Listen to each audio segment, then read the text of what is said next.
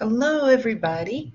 We are doing our last online lesson today, and it is about critical reading, and we're also going to review argument, which we did in Chapter 8, because Test 4 is going to be over Chapters 8, 9, and a little bit of 10. Mostly Chapter 10 is just some information that you all really need that we didn't have time to get to this semester, but it's going to help you with reading textbooks and all your other classes that come after this.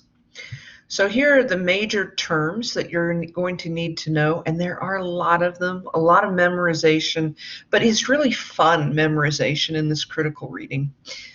So they're the key terms you're going to need to know for the exam.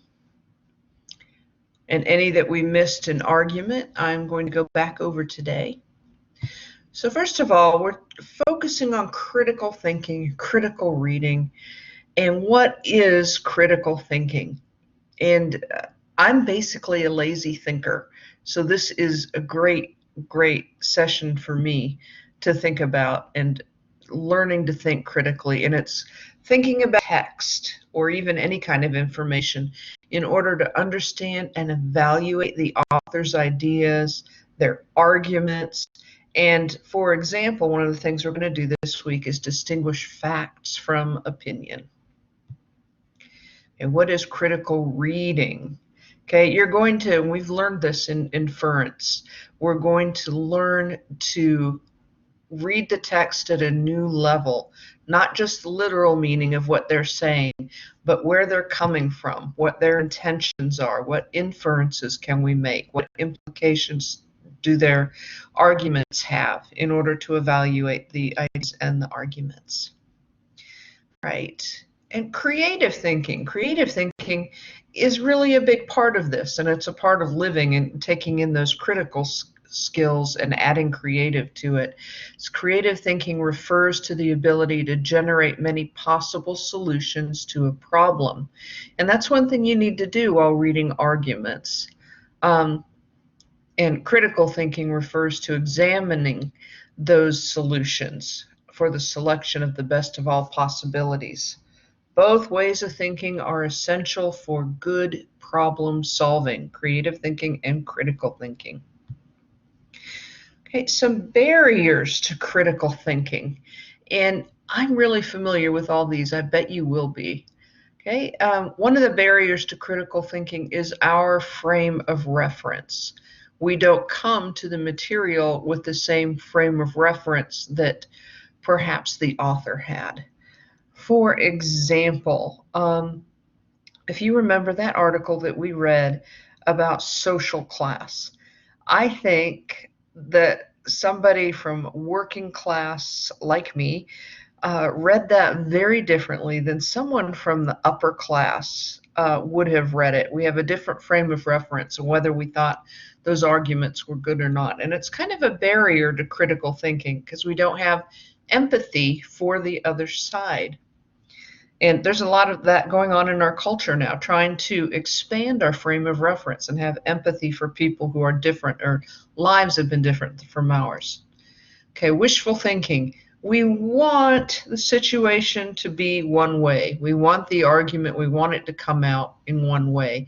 And that colors how we think about the argument that's being made. Okay, hasty moral judgment. We just see a word, maybe a word like abortion, or maybe a word on the other side of women's rights.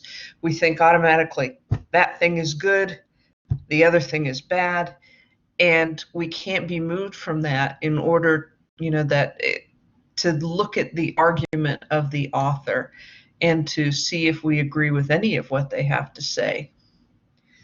Reliance on authority. This is when we don't really think for ourselves, and we all have reliance on authority. If you believed what your parents said was right, especially when you were little, later on your teachers, we rely on the government sometimes to tell us what is right and what is wrong, or we believe that what they say is going to be right. And we don't allow ourselves to look at the argument and think for ourselves. and the other is label. Perhaps this is obvious with politics. If perhaps you're very conservative, and if somebody gets labeled as a liberal, you will not even consider their argument, or vice versa. So these are some of the barriers to critical thinking.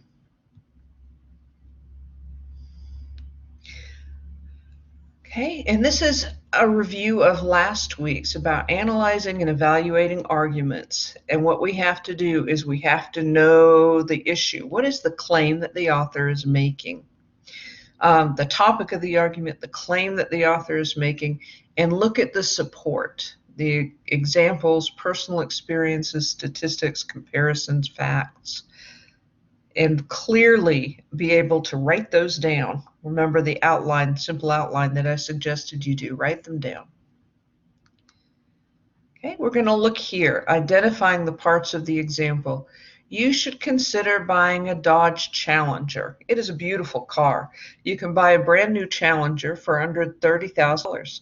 I've owned one for over 10 years and it has never needed major repairs. The latest model gets over 30 miles to the gallon of gas. This is the best time to buy one since the New Year's model will be available soon. All right, I'm going to identify the parts of that. What is the topic? Buying a car, buying a new car, and specifically the claim of the author is you should, there we go, we see that should, you should consider buying a Dodge Challenger. That's the claim. Dodge Challenger is what you should buy. Okay, and sentence number 2, it is a beautiful car. We're going to look for different types of support. Okay, it is a beautiful car. Is it a personal common knowledge, examples? Really, and I think you can figure that out, that this is not an objective truth. This is an opinion. It is a beautiful car. That's a matter of taste. This writer thinks it's a beautiful car. And opinions matter. It does. You can buy a brand new Challenger for under $30,000. Okay, is this a fact? It's a statistic, it's numerical data. Now you might want to check it and make sure that's true, but when I read it, I think, yeah, that's probably true. You can buy one for just under $30,000. Let's go back and look at the next sentence. I've owned one for over 10 years and it has never needed major repairs. Now you need to be careful and weigh this. This is going to be a personal experience, right? Personal anecdote.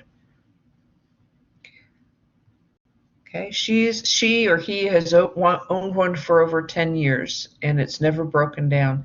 Now that's good, but that's one person, right? You don't want to give it too much weight. That's not a statistic that says they statistically have fewer breakdowns than other cars in their first 10 years. Okay, the latest model gets over 30 miles to a gallon of gas. What kind is that? You could say that's facts, objective truth. It's a statistic, a numerical data that tells us something about the car and that we can check up on and know if it's true or not.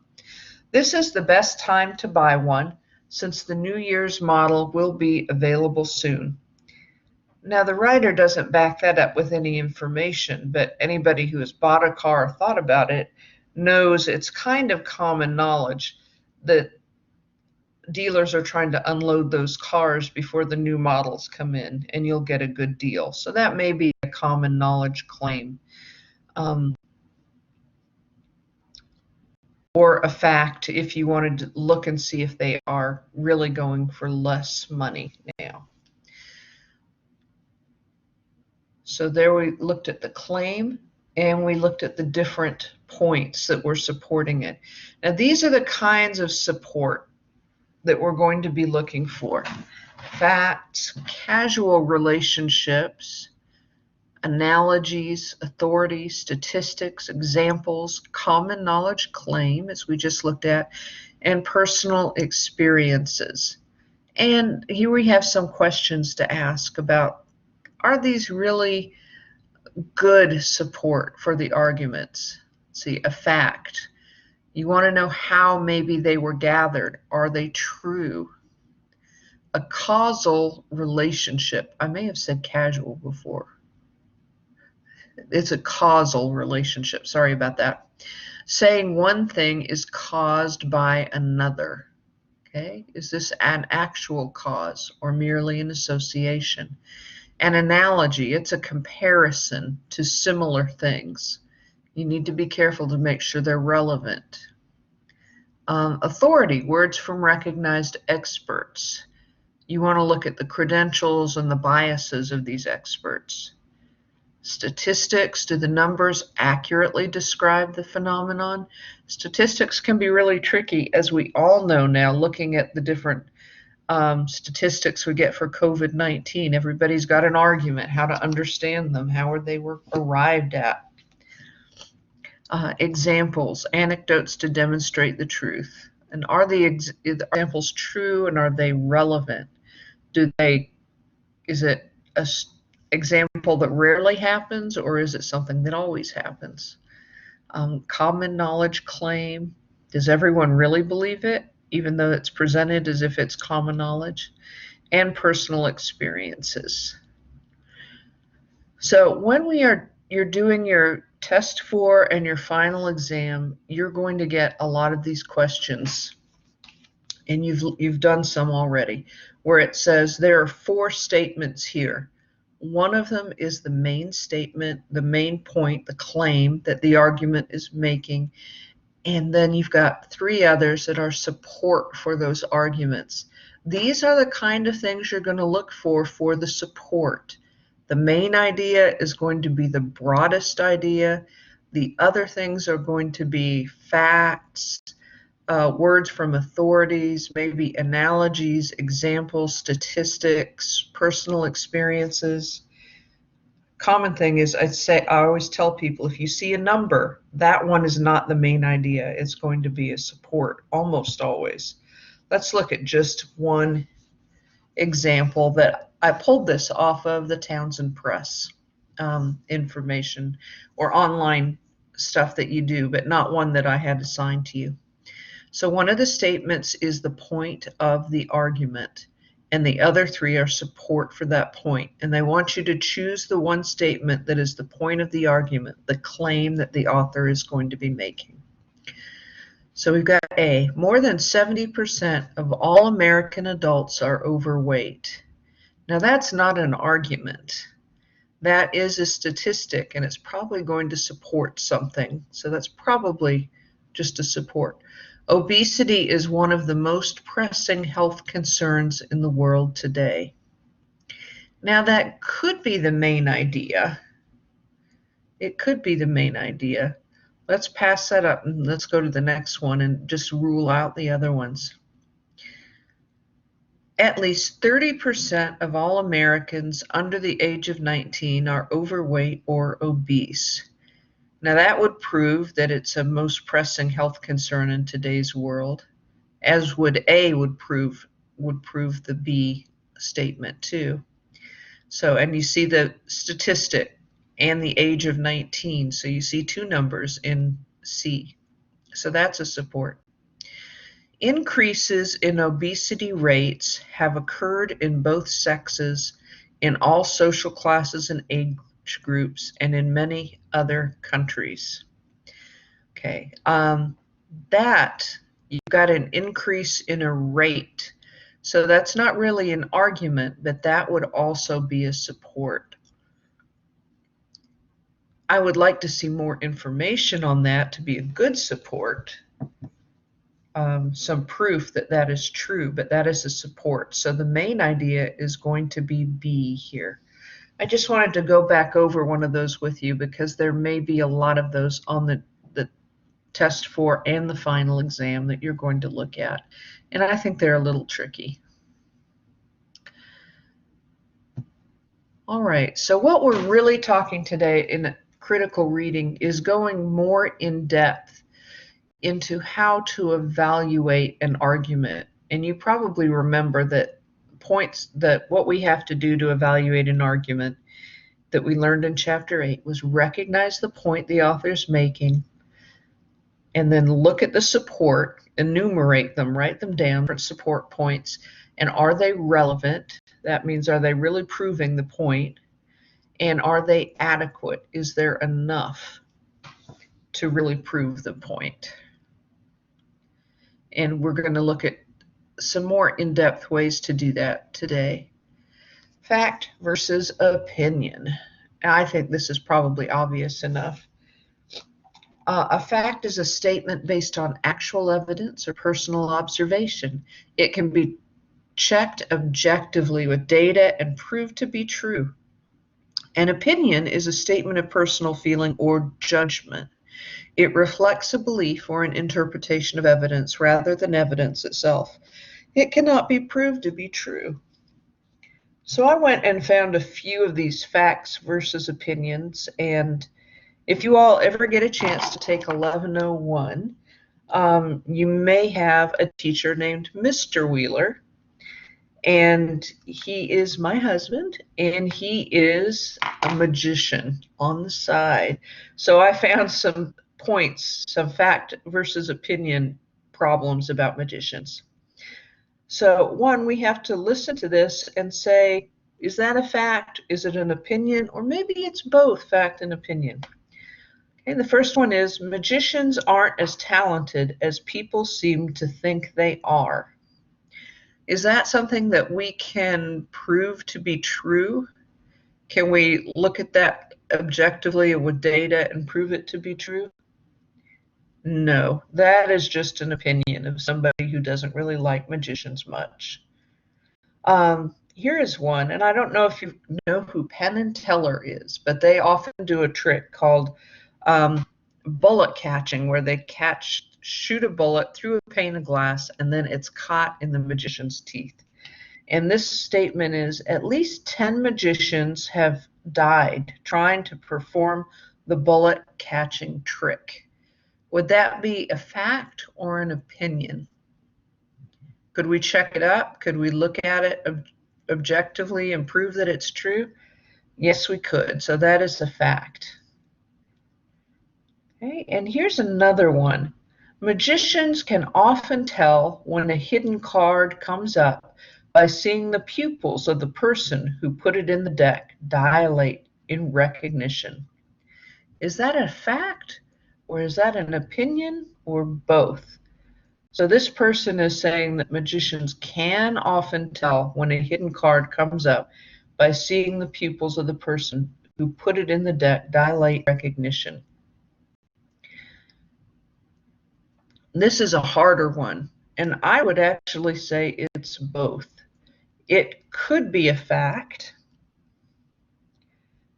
or it could be somebody guessing. So it depends on who is writing this. If they've done, there's not enough information here to make a decision, and I would just circle both for this one. It could be an opinion of somebody guessing how something's done, or it could actually be that they know how something's done. Okay, another way to evaluate an argument that we're looking at is the sources that are used. They're either primary sources or secondary sources, and you need to understand the difference. Primary source is first-hand knowledge, and a secondary source is not first-hand, but it's reporting what somebody else has said. So examples of primary knowledge are basic sources of raw information, like statistics or a census information, something like that. A film or any other kind of work of art, if you're looking at that and wanting, that would be a primary source. Literary works, eyewitness accounts, photographs are primary sources. News reports, historical documents like speeches or letters. Secondary sources would be a report analyzing the work of others, um, like a report you would find on a piece of literature, somebody analyzing it. Descriptions or interpretations of primary sources, researchers' reports, reviews, biographies. So autobiographies would be primary, biographies would be secondary, and encyclopedia articles.